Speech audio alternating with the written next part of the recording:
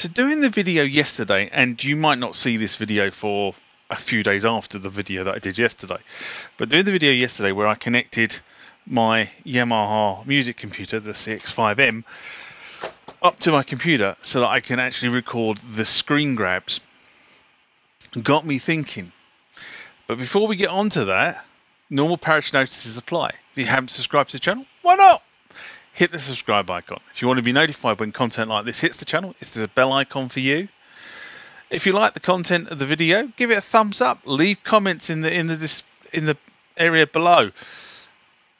Down there somewhere will be the TMG community address. Consider joining the community, support the channel and the production of videos. Also down there are the Instagram and Facebook feeds. It costs you nothing to subscribe to those, but that's where all the channel notices will be posted. But now back to the video. If you can hear something whirring in the background, don't worry, it's just that I've got a fan heater. It is actually between Christmas and New Year 2020 when I'm doing this. I'm in the workshop because I just needed a little bit more space than I have available at the moment in the conservatory.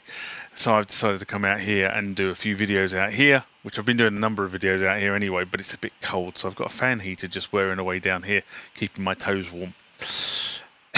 Anyway, why did it get me thinking? Well, on yesterday's video, I talked about the second CX5M that I got that arrived.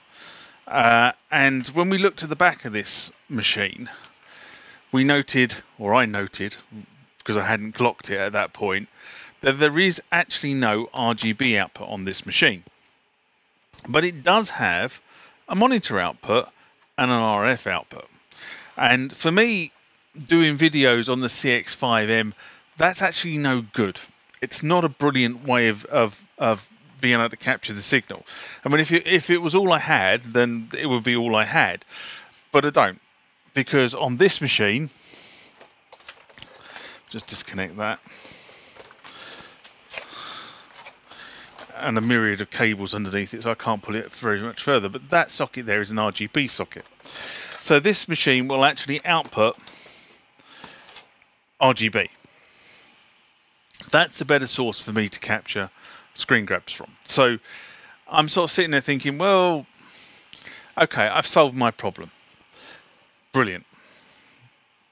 Then I got thinking about this, and I thought, could I actually capture video out? Because when I started looking at this box, which is the box I'm using for upscaling, you'll notice that there is a socket there that says coaxial. And I think somewhere down the line the terms get sort of interchangeable and lost, but effectively that's a video socket. When it says coaxial, it doesn't quite mean coaxial, because over in the UK, coaxial means something slightly different to possibly what it means in other places within the world. So I looked at the manual. Yes, I opened the manual and read the manual yesterday and had a look at that, and that will take a video signal. So the question really was, can I capture video even if it's not coming out RGB? So we're going to try. So I've got the camera above, I've got this camera here, which I will slightly lower down so you can see the workbench, and we'll see if we can capture coaxial. The other thing I found yesterday on this TV is, even though I know I did on the video yesterday, and I looked at the back of this, and it's got HDMI and SCART connections and such like, but what I didn't notice yesterday was it actually has around the corner here, it actually has a single video. So rather than just full component video, it actually has a single video input with a left and right channel that runs in on AV3. So I can test whether this will output. First of all, I've got to make sure, does this output signal to that? So if it does, thumbs up, because we know that the actual the monitor out is working. And if it does output a signal to that, can I then get that signal into the computer, which is sitting just off camera there, like I did yesterday?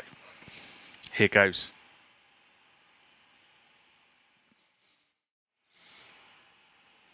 So this is going to cut my head off a little bit, but for the sake of experimentation, do I care? No, I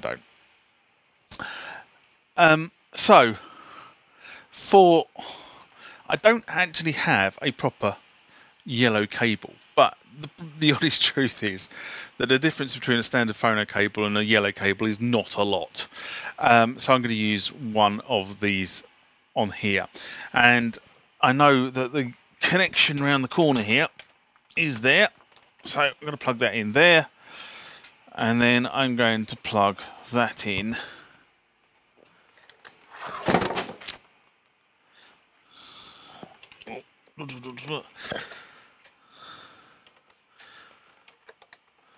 there. So now I have the computer connected to the TV. Now let's have a look and see what we actually get if we switch this on. So switch the computer on, got a power light, that's always good news, and TV remote control is here. Remember what I said yesterday, if you don't have the remote control for these modern TVs, you're completely snookered. So there's switching it on. No, it's not. Is that switching it on? They are. And I've already set it up for AV3, so there you go. But there you go. So yes, it does come across. Now, what I don't think is coming across in the video is the comparison between the two signals. So what I'm going to do is I'm going to plug the RGB in to the HDMI, so you can see the comparison difference between the two. So give me a sec. So there's my frame master, and it needs to be plugged in like so. Then my RGB needs to be plugged in like so. And we need to plug this into here, which I'm just going to switch this off so I don't blow any circuitry inside the machine, like so. And then I'm going to plug the TV, which is that one, isn't it? Yeah, in output 1. Yes. Into the output here.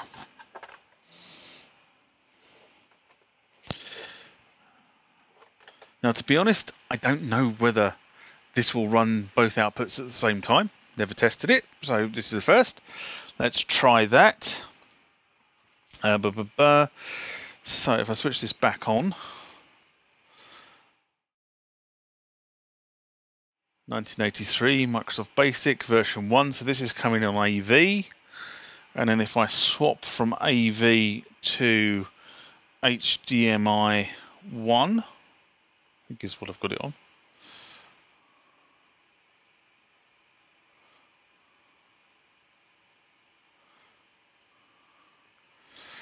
So I don't know whether that's coming across in the video actually. Let's try that again. If I go back to AV3, like so, is that actually, can you actually see the difference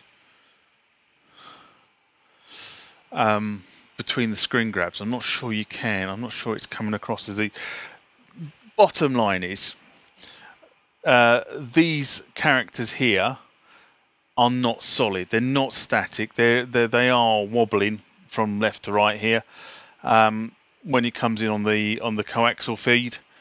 But when I go back to the HDMI input off the RGB socket, it's actually all crisp. There's a little bit of something running through that at the moment, but basically it's crisp. It's a very crisp signal. So, you can actually run this on a component video. So the next thing to do is to see if we can now run this using coaxial into the Upscaler. Let's try that. So again, I'm just going to switch this off, and then I'm going to disconnect this wire from the TV, and I'm going to plug this wire into the Upscaler and disconnect the HDMI.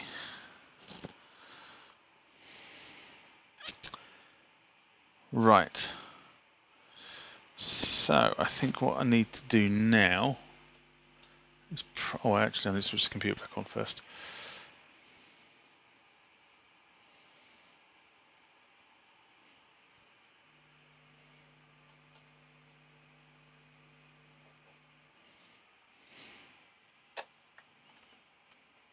Silly sod. Disconnected the TV. Right, so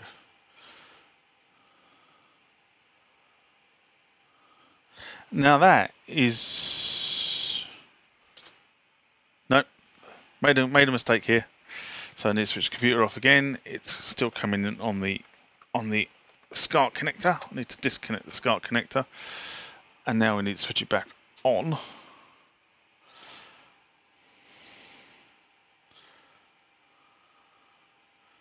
And it's coming up and saying it's got no signal.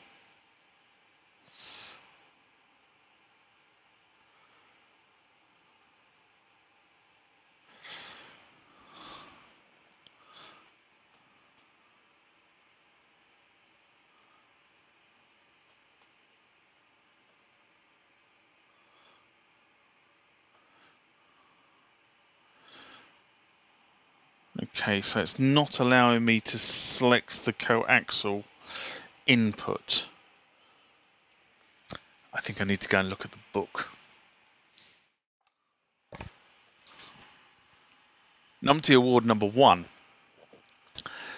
Having read the book, I now realise that actually is a digital audio out, not a video in. So it's got to come in on the SCART connector. Now, I think I've got another idea on this. So I'm going to switch the video off for a couple of minutes and go and ferret in my boxes and see if I can find what I'm looking for. Okay, so the first experiment failed. I can't do it that way. But I remember for something a long while ago, I got this, which is effectively a video connector with a SCART connector on the other side. So let's try using this. So once again, I'm going to switch that off and then unplug that and put that in there like so. Then I'm going to take the wire that's coming out composite video out the back of the computer and I'm going to put it in there. So,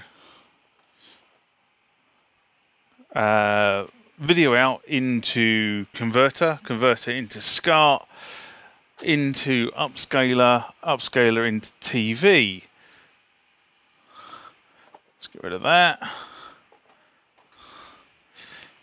And let's try it. Hey, look at that. Okay, it's not brilliant. In fact, it's far from brilliant, if I'm honest. Let's see if I can downscale this.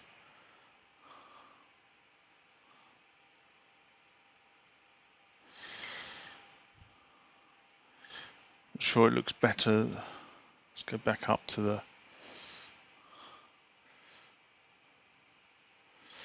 I don't think it's going to look brilliant anyway. The output is now running in 10024 by 768.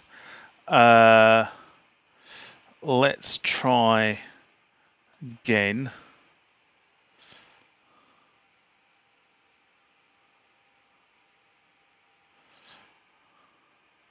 It's not happy with that.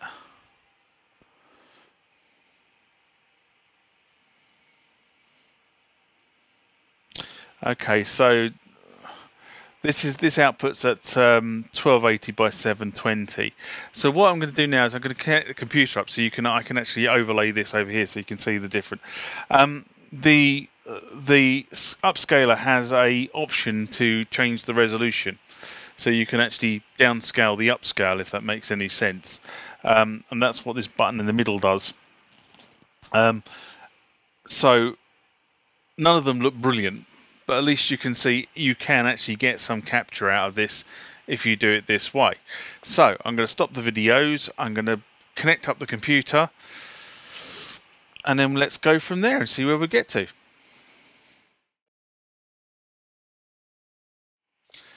Okay, computer's connected up. Computer is recording what's coming out of this monitor.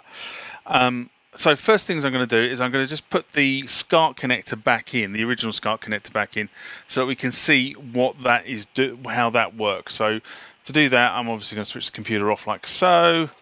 I'm just going to pull this one out. I just moved it out of the way so there was less wires in the way. I'm going to put that into here and connect that up like so. Okay, and then I'm going to switch the computer back on, and as you can see, the computer's automatically gone into a 1080 by 720 mode, so you'll be able to see that on the computer screen when I put the video up. So if I press this button here, and you can see how the scaling is going to change.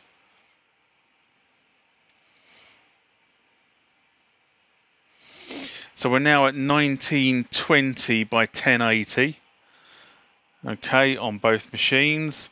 And if I press it again, we're now at 800 by 600, okay, on both. There you go. And if I press it again, okay, we're back to 720. So I'm going to go back up to the highest resolution, which it seems to be happy with. There you go. Not that one, but that one.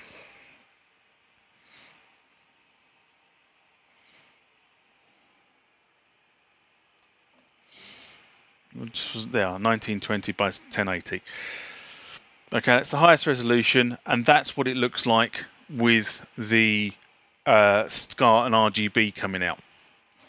So, what I'm now going to do is I'm going to switch the computer off again, like so. I'm going to pull that one out. Move the RGB, just to reduce the wires, and then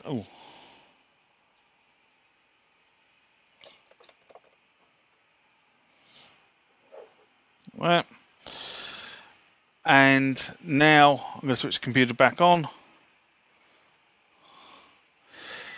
and you can see the visible difference between the two systems. Okay, so that's 1920 by 1080 there. If I downscale it, 800 by 600 is a slightly, it's struggling to represent it over here, but 800 by 600 is slightly better. If I upscale that, 124, okay, 1280 by 1024, and then back up, oops, wrong one. Just press that, back to SCART. 1280 by 720. And it's not brilliant, but it is workable actually. It's very workable. I could actually record screen grabs on that. So that's good. And back up to the sort of highest resolution, which is 1920. Okay, so the bottom line is I can do this via component video if I needed to. And that's kind of what I was trying to do, is prove this. And the reason why I want to prove this is because I actually want to make sure that this actually works. So I'm going to stop the video again, and I'm going to swap this out and put the older CX5M, which is actually in better condition than my CX5M, this CX5M, because this is not as in good condition as that. But unfortunately, that doesn't do what that does. So let's try this one.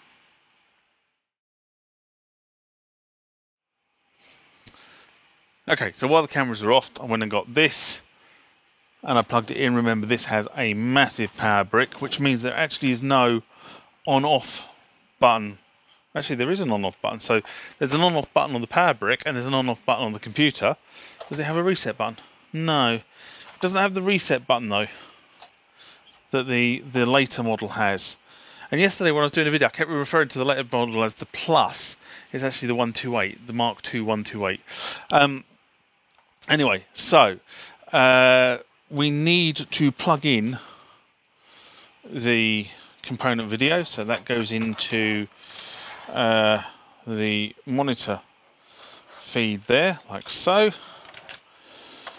One of the other things you realise about this setup is they don't really have very long leads, so that actually is only about 1 metre, and then you've got less than 20 centimetres, I would say, well, 30 centimetres of cable on this power brick into this, and this obviously is considerably thicker than that cable there because it's got various voltages running across it for powering the various different circuits within this thing.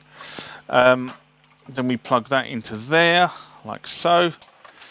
Okay, put the frame master there, and find the relevant thing, plug the TV in like so. Okay, we're good to go. Let's switch on.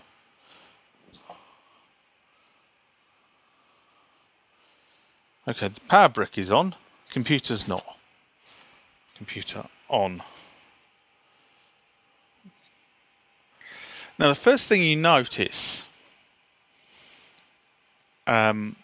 between this and the Mark II is the video signal that comes out of this is really was quite poor actually. On the Mark II, this is a nice blue background, and you'll be seeing this on the screen. But on here, it's a very pale blue, and it's much on here anyway. It's horrible. It's actually worse than the Mark II. Let's try going through the options. So that's 1920 by 1080, which is the maximum. If we go down here, now it's actually better on the computer screen and on here 800 by 600 at 60 Hertz. And it's obviously better at 124 at 60 Hertz as well. And it's better, so it prefers obviously 60 Hertz because if we go right the way up, no, it prefers the 60 Hertz and the lower settings. So yeah, so this is the other computer. It has nothing in memory at the moment. Okay, nothing there. 10 and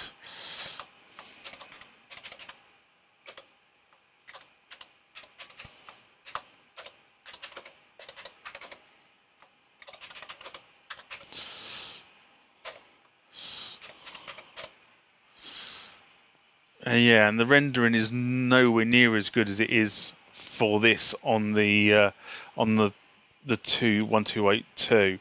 So if we do that, clear screen. God's truth, this is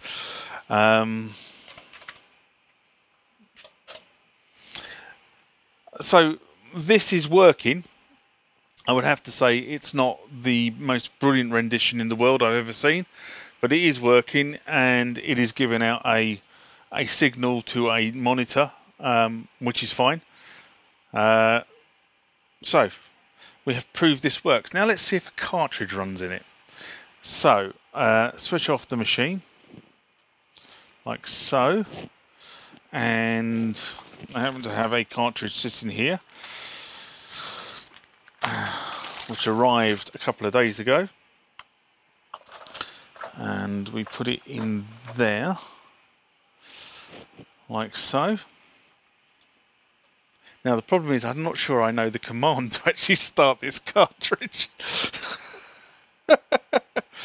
Ah, the cartridge just started automatically. There you go, there it is.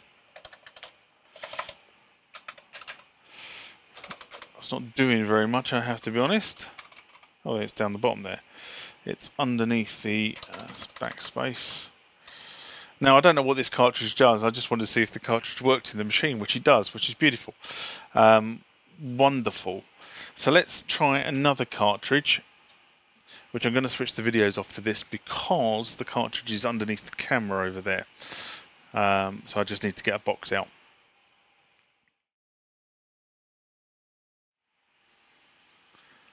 Okay, so this is the DX7 voicing program. for this. So this is kind of what I was talking about on the video I did yesterday. This is the voicing program that actually allows you to set programs up on the DX7. Now, I have to be honest and say I've never plugged this in because I need to do various other things. So here we go. In it goes. On it goes.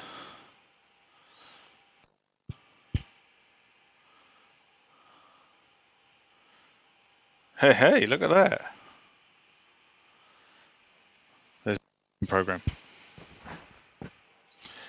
Now, there's nothing in there at the moment because I haven't done a MIDI dump from the DX7, so there's no voices actually in this thing. So, but actually, in terms of when you actually get it across to this, it actually looks a lot better. Actually, it's usable. Not usable there, but definitely usable if you were running it off this in this mode. So that's pretty cool. Now, the interesting thing about this is, let's go and have a look at.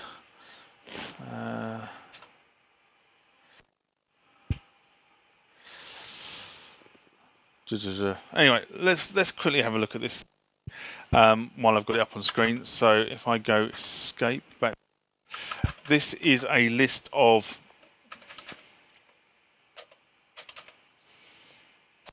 doesn't seem to be doing an awful lot. It probably helps if I actually read the manual, but it says F1 tree and edit. So F1, there you go. So this is how you would edit the algorithms DX7. So this is algorithm number 1. I can see that, and then effectively you've got 2. So this is 1, 2, 3, 4, 5, 6. All the algorithms, and as you see, it's all set up for editing. So that will be the subject of a separate video, how to edit voices on this for the DX7. That should be an interesting video, but that just gives a view of what that is. Now what I'm going to do is, now I've seen this working, I'm going to swap CX5 and we'll noodling.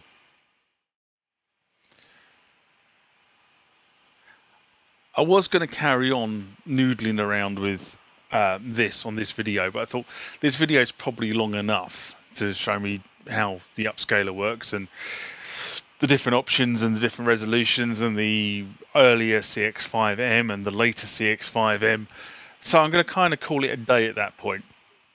And I am actually now going to do a video just running through some of the cartridges that I have sitting on the side over there that I've acquired over the last 2-ish years, I suppose. I'm not going to do anything with the cartridges. I'm just going to run through what they are and what they look like on screen. So I've swapped back to the sort of the newer machine where I can take an RGB output from it, and I'll run through that, and you'll see that come up on the channel in the next few days after this video. So my normal, just need to squat down so I can get into frame. My normal closing greeting: live long and prosper, and I'll see you next time. Bye bye.